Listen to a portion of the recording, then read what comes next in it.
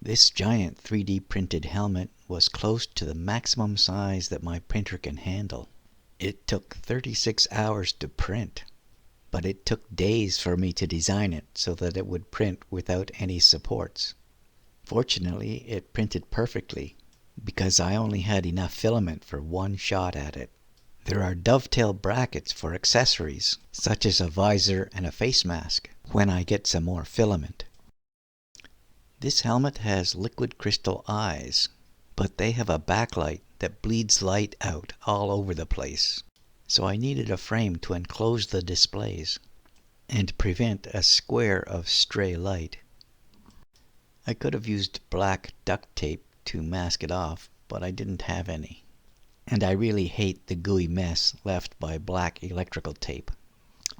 Here's how the print came out. I used silver window tint in the viewports for the eyes. You can see the dovetail brackets at the back and at the front. And there are gratings at the ears to allow the sound in. The helmet is designed to fit on my head, even with the displays in place. It's great when a 36-hour print works on the first shot.